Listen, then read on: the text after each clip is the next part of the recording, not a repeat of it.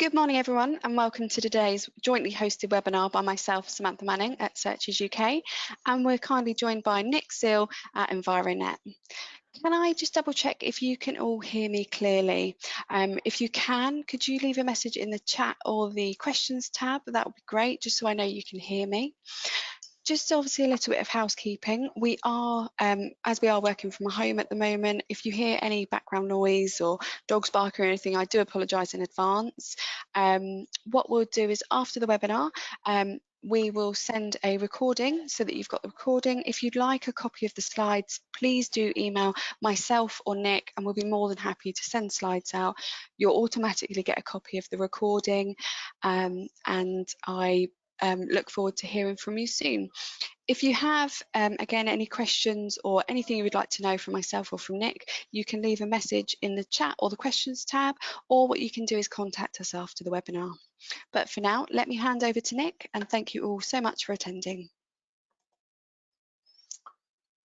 So, thank you to Sam and her team at Search UK for organising and inviting me to present this webinar to you today. Welcome all, thanks for attending. So my name is Nick Seal. I'm the founding director of Environet, with specialists in Japanese knotweed removal and other problematic invasive weeds such as bamboo. Now, over the next 20 to 30 minutes, I'm going to share the knowledge and experience I've gained working on knotweed removal over the last 22 years. I work with a number of solicitors on expert witness work relating to knotweed, centered around misrepresentation, encroachment or private nuisance, and professional negligence claims against primarily surveyors, but very also occasionally against solicitors. About 70% of our knotweed consulting and removal work is for residential property, and most of that results from house transactions. So we see our role as helping those sales go through by providing both seller and buyer the the reassurances they need in what is normally a very stressful time for them. Knotweed does not need to be a deal breaker. So as you can imagine, we work with many conveyancers and want to help them help their clients. Now, as Sam said, I encourage you to ask questions as we go along. There'll also be plenty of time at the end, although this is advertised as 10 to 10:30. I'm happy to hang around longer if there's lots of questions. And I think the more debate we have, hopefully the more interesting and useful the session will be. Likewise, if you'd rather ask me any questions or discuss a particular situation out of this forum, feel free to contact me later and I'll share my contact details at the end. So let's get cracking. I'm going to now show the slideshow.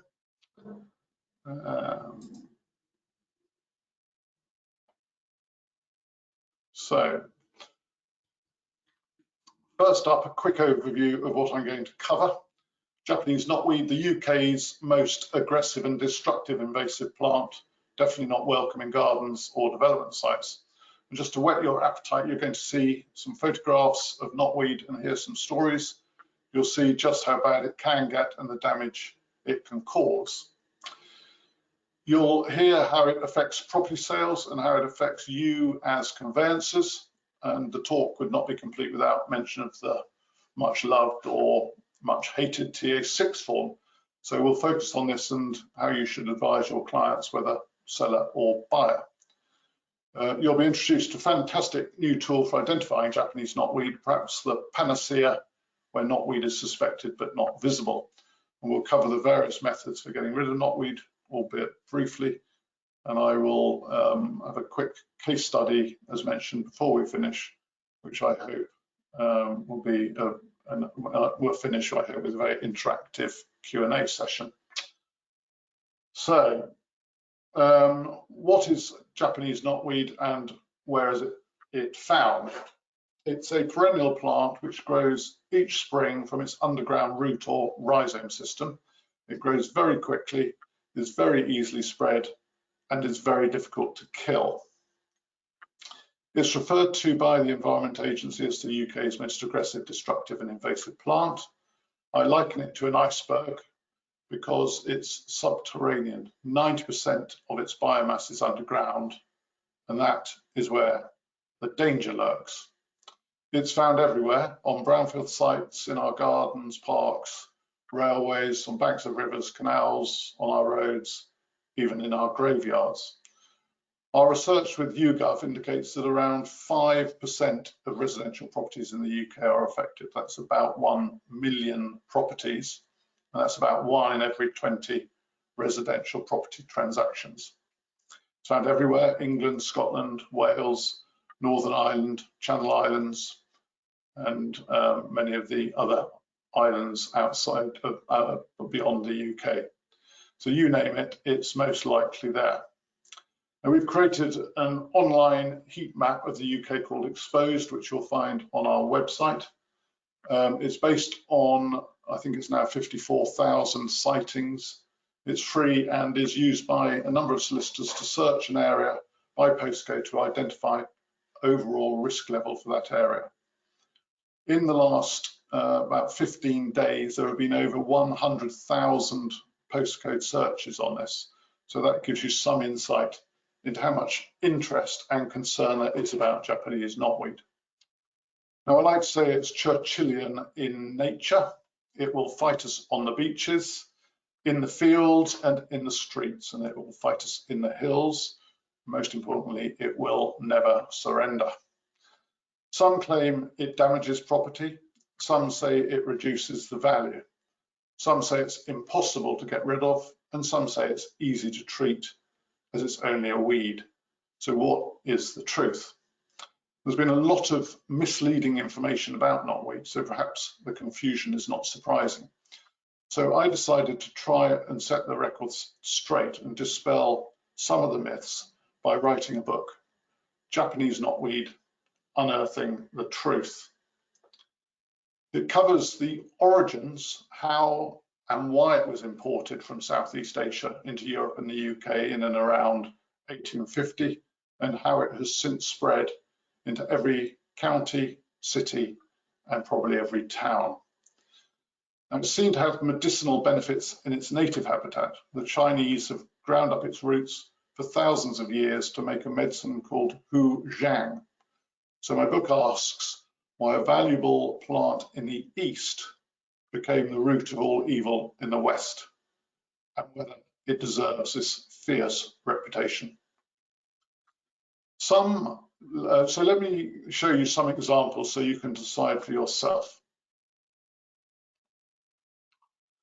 This photo shows a massive tract of knotweed on the railway. Pretty common and a major problem for Network Rail and anyone owning a property that adjoins it. This one is in Swansea, the knotweed capital of Wales. And as you can see, even Swansea Council's Corporate Building and Property Services Department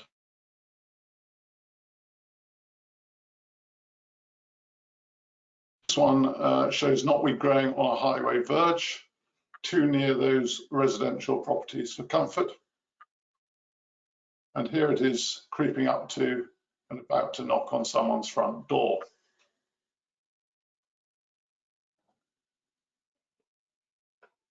It even invades the lives of the dead. This is an overrun graveyard in Wales. And here it is growing through the expansion joints of a newly laid concrete slab. Nothing, it seems, will stop it. Sorry, taking over gardens, knocking over the walls, as shown in this one, growing inside properties, and as this photo shows, even in the walls and out of the chimney, as this amazing photo shows. So you can see here, that is Japanese knotweed coming out of that chimney. Make things a bit more difficult, there's also giant knotweed with much bigger leaves and a hybrid called Bohemian knotweed. So what effect does this have on property sales? And the answer is a lot. There is nothing more likely to derail a sale than the last minute disclosure that the property is affected by Japanese knotweed. I'd say there are three main issues for owners or prospective owners to consider. Number one, that knotweed, if left unchecked, could damage the property. And if the knotweed is on or near boundaries, neighbour disputes are likely to ensue. And thirdly, the amenity value of the garden can be compromised for many years whilst the knotweed is being treated and is under guarantee. And these three lead to restrictive policies by some lenders, which without doubt affects the value of that property. Now, we see ridiculous statements that knotweed reduces values by up to 50%. That would be a very extreme case indeed. I'd say a more realistic figure is around the 10% mark.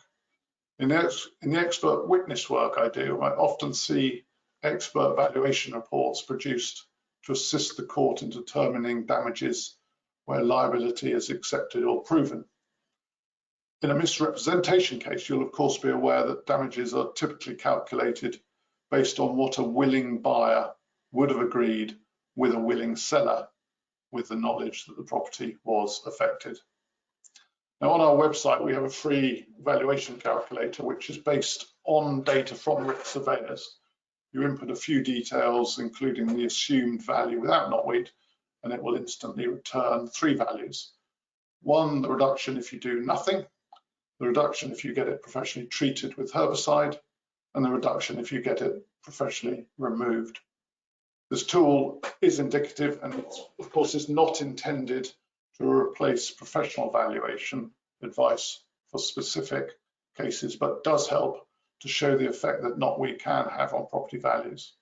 Also be aware it does not include the cost of treatment or removal of the knotweed, which the property owner will need to factor into their decision making.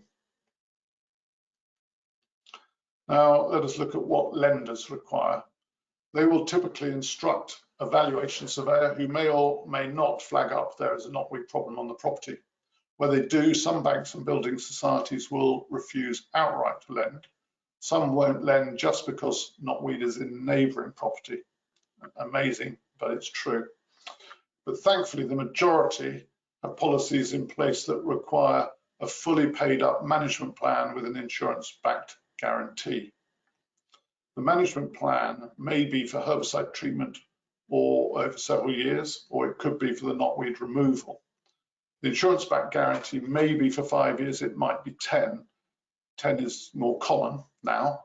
Some may insist the specialist is either PCA or INSA registered, to trade bodies for our industry.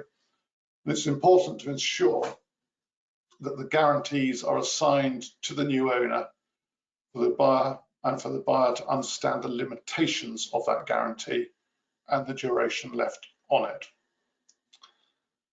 Which leads me on to raise the subject of liability. So let us assume your client has knowingly bought an affected property. It has an IBG assigned to him or her. You might think all angles are covered, but you would of course be wrong. What about a case of previous or imminent encroachment? The spread of underground rhizome from one property to another, as this photo shows. If you were the buyer of the property on the left, so here, you should be very concerned about the threat of encroachment from the property on the right. Your guarantee is unlikely to cover you for encroachment, and furthermore, any future claim of diminution resulting from encroachment against the owner of the property on the right might fail if it could be proven you were aware of the knotweed issue and that the price was therefore already reflected in the price paid. Now, that's not to say you can't still bring a claim for nuisance. It's just that the awarded damages are likely to be considerably less, probably the cost of treatment plus perhaps a bit for the inconvenience. And if you were the one buying the property on the right, clearly there is a significant risk that the knotweed on your soon to be acquired land could encroach to the land on the left. And as I understand it, nuisance can pass with title, so a claim could be brought against you once you are the new owner for allowing knotweed to spread. There may be a defence available to the new owner, but he or she is likely to be embroiled in significant legal costs and risks. Why put your client in that position? So the legal precedence on knotweed encroachment is the Network Rail versus Williams and Wastell case. This one went all the way to the Court of Appeal, where the court judged that Network Rail were liable for allowing encroachment from their land into that of the claimants.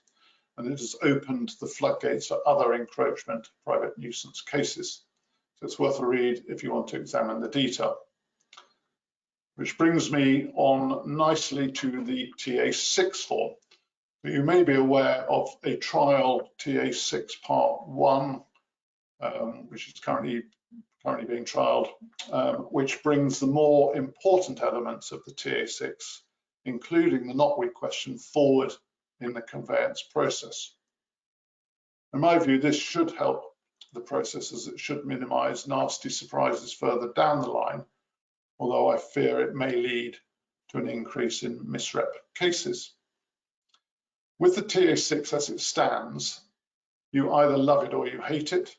You should all be aware of this form, and in particular question 7.8, which asks of the seller, is the property affected by Japanese knotweed? To which he or she may answer yes, no, or not known.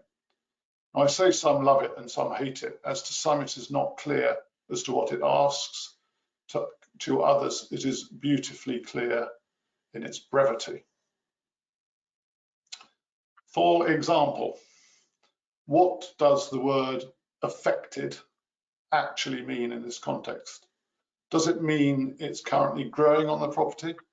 Is the property affected if it's growing on the property but not causing anyone or anything any harm? What about if it isn't growing but rhizome is present underground?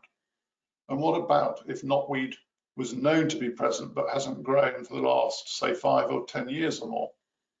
What about if it's in a neighbour's property?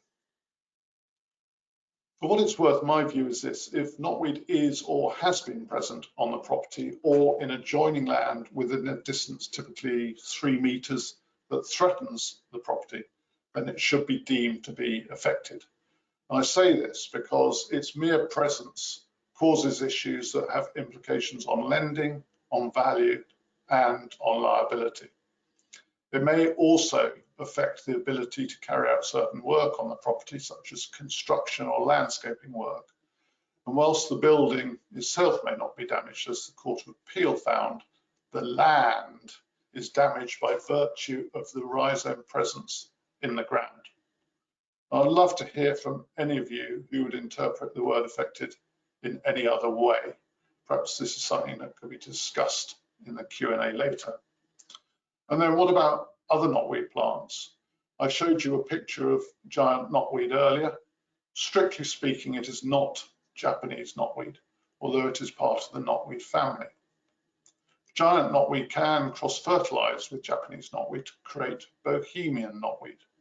All 3 are Schedule 9 plants in the Wildlife and Countryside Act and are all dealt with in a similar fashion. So if a client had, say, Bohemian knotweed on their property, would you advise they disclose this on the TA6? I've asked this question to many lawyers and got many different but no definitive answer. Now, you may be aware that the guidance to the TA6 was revised in February 2020. It tightens up the advice, in my mind, pretty well. So it now says, the seller should state whether the property is affected by Japanese knotweed.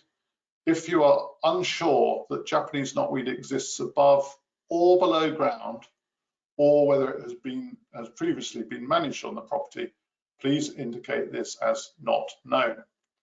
If no is chosen as an answer, the seller must be certain that no rhizome / root is present in the ground of the property or within 3 meters of the property boundary, even if there are no visible signs above ground. So what are the implications of this? Firstly, how can anyone know with any certainty that no rhizome is lurking in the ground, let alone in the ground of the neighbour's property? As you can see from this slide, Japanese knotweed can grow from very small pieces of rhizome. I'm guessing, therefore, that the majority of you would advise your client to answer not known, and that the majority of sellers would follow that advice. The effect of this is it passes the buck to the buyer, who will then need to decide whether he or she is happy to take the gamble, renegotiate price, or seek further expert advice. I'm guessing that the percentage has increased significantly.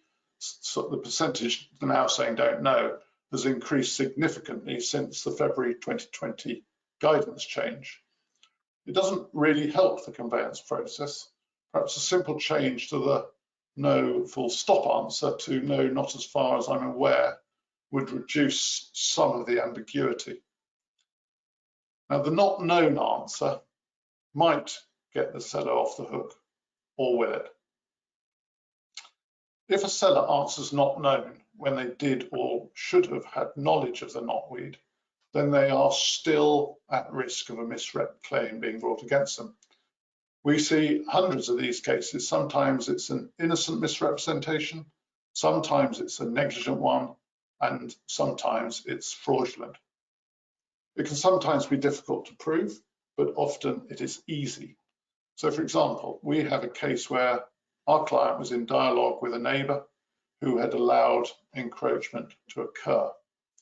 As you can imagine, there was quite an acrimonious relationship between the two. There were many emails proving the neighbour was aware of the problem. The neighbour then sold his property without disclosing that it was affected. And now, of course, our client was more than happy to provide the evidence to her new neighbour that the new neighbour needed to prove the fraudulent misrepresentation. We're now going to quickly move on to talk about how to advise a selling client to fill in the TA6. So rule number one, I'd say, is honesty. Only answer don't know if you truly don't know. I'd also say consider history. If knotweed has been present on the property or next door, you should advise them to answer yes, it's affected, even though no regrowth may have been seen for a number of years. And the reason for this is that knotweed has the ability to go dormant for possibly 20 years or more, particularly after being treated with herbicide. Dormancy is a great defense mechanism for knotweed and even catches out knotweed specialists who don't fully understand why or when it is caused. So don't let it catch out your clients too. If in doubt, either make sure the answer your client gives is properly qualified or get in a specialist to help.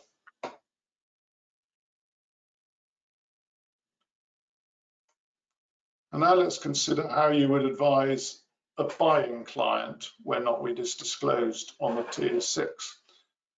This often happens quite late in the conveyance process and is a major headache neither seller nor buyer needs. In theory, under consumer protection law, knotweed should have been disclosed earlier in the process.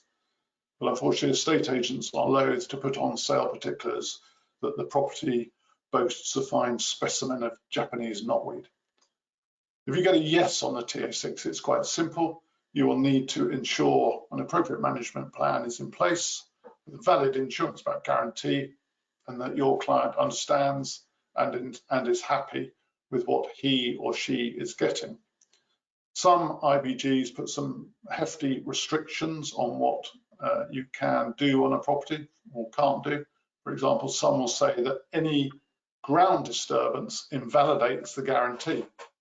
And also consider the point I made earlier about the liabilities your client may take on if encroachment is an issue on the property.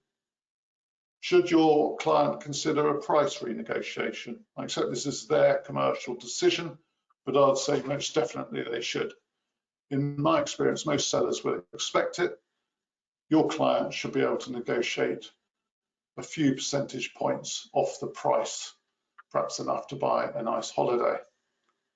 Should they withdraw from the deal? As a general rule, I'd say no, unless a satisfactory price renegotiation cannot be agreed. And what about the advice for a buyer that receives the dreaded "don't know" answer? Should you ignore it and provide no advice? I do hope not, if you value your PI record. And on behalf of your client, you might be able to obtain specialist Knotweed indemnity insurance, a little like the chancel insurance. It's relatively expensive and might be a way forward. Or you might recommend that the property is inspected by a specialist. You can often get the seller to pay for it, and this can be a good way forward.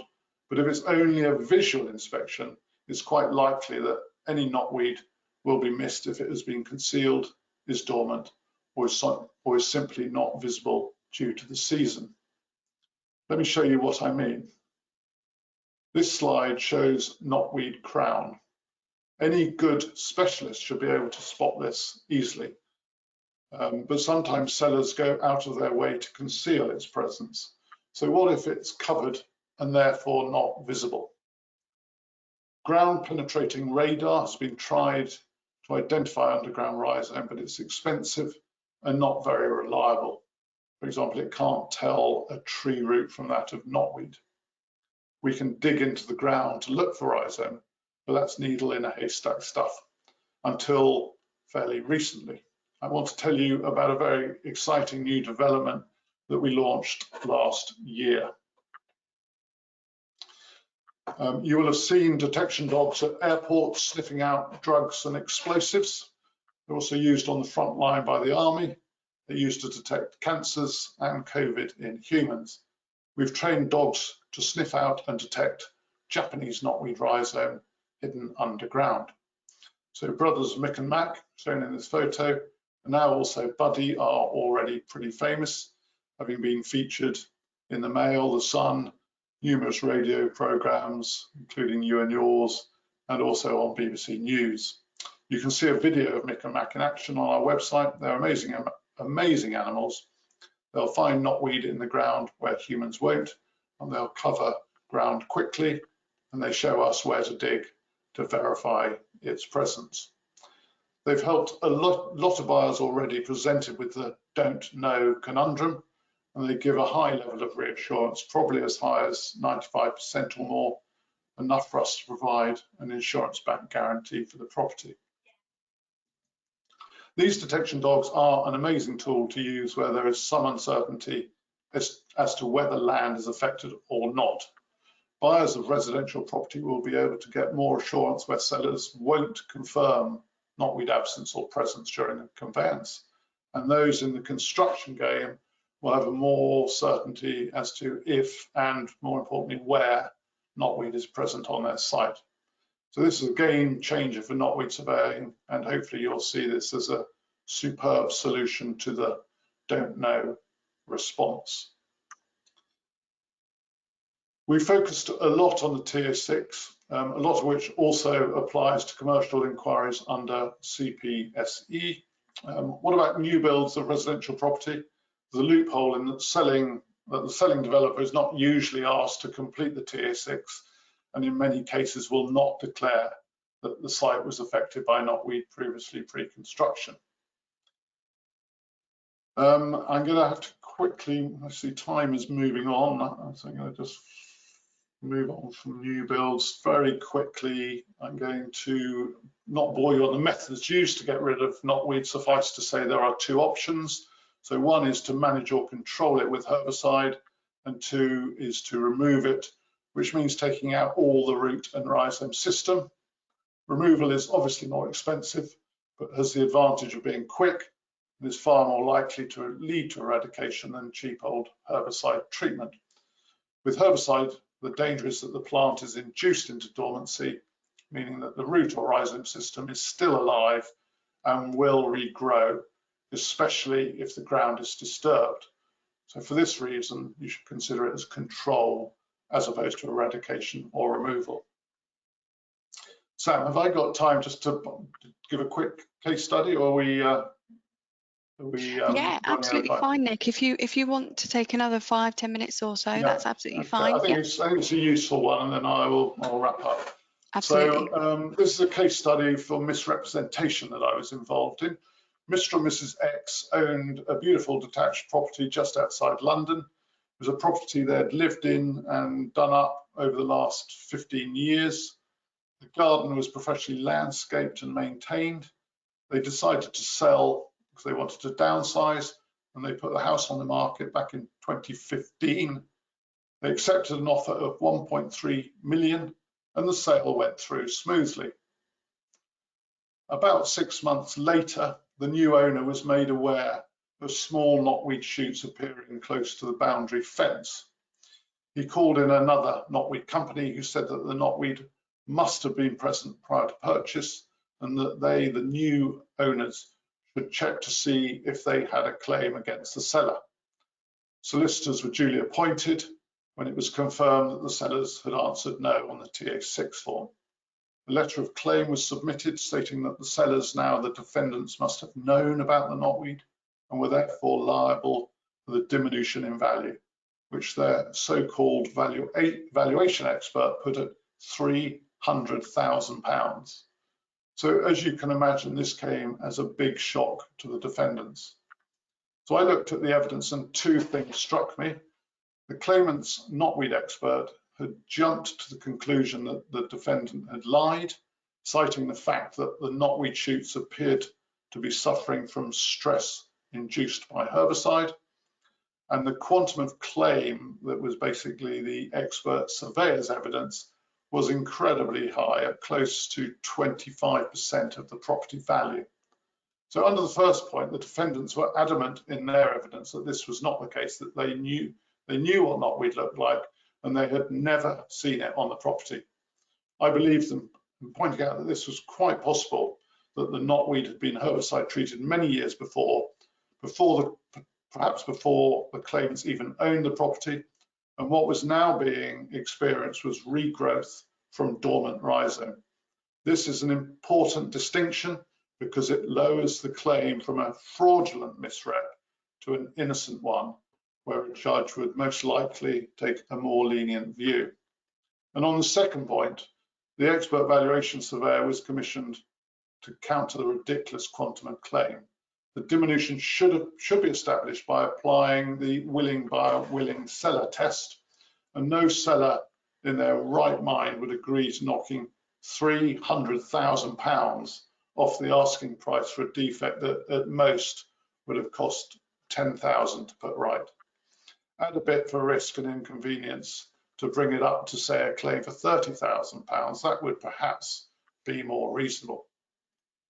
But due to each party digging in their heels and the claimants expecting a juicy payout, the case rumbled on for years, racking up legal and other experts' fees. And the week before the court hearing, settlement was finally reached at £60,000, with each side paying their own legal fees. Now, the claimant's £60,000 was swallowed up by legal fees, plus they received an additional £100,000 bill. The defendant ended £100,000 out of pocket. And I say this slightly with tongue in cheek. There were no real winners other than, shall we say, the lawyers. So what is the moral of this story? I think it is simply that don't put yourself, or shall we say your client, in a potential misrep position. Probably never say no on the TA6 form. And finally, I was hoping to be able to update you on the long-awaited RICS guidance note on knotweed, which we were promised would be out for consultation this April, but the deadline has been missed yet again. I'm reliably informed that when it is finally issued, the substance of how things are done won't change significantly. So I hope all I have told you today should still be valid and relevant when they do finally issue it. So I'd like to thank you all for listening. I hope we now have some thought-provoking questions that I will answer as best I can. So back to you, Sam. Thank you, Nick. So just a little reminder, obviously, I know we've got a few more people that have joined the webinar. If you do have any questions, we do have a questions tab and a chat tab. If anyone has anything you'd like to ask Nick or myself live now, that's absolutely fine. We can hold on with the webinar if there are any questions. If there aren't any questions, I'd just like to thank you all so much for attending. I know you're all really busy. Really appreciate you attending the webinar. I really hope you found it useful. If you would like to email myself after the webinar, if you have any questions, my email address is marketing@searchesuk.co.uk. I'll be more than happy to answer any questions. At the moment, we haven't got any live questions, Nick. So would you like to hold on for a couple of minutes while we Yeah, I'd wait like to to. I see? mean, the one that I would be really interested in, if anyone is wants to respond, is the bit I was talking about in the legal interpretation of the word affected. So in particular, I'd really be interested to hear what any of the audience, if any audience have a view on that, and on whether they think my interpretation is wrong. That would be useful. Of course, But yeah. We'll keep an eye on the chat. anyone is brave enough to to answer that. We'll just keep an eye out on the chat tab now at the moment.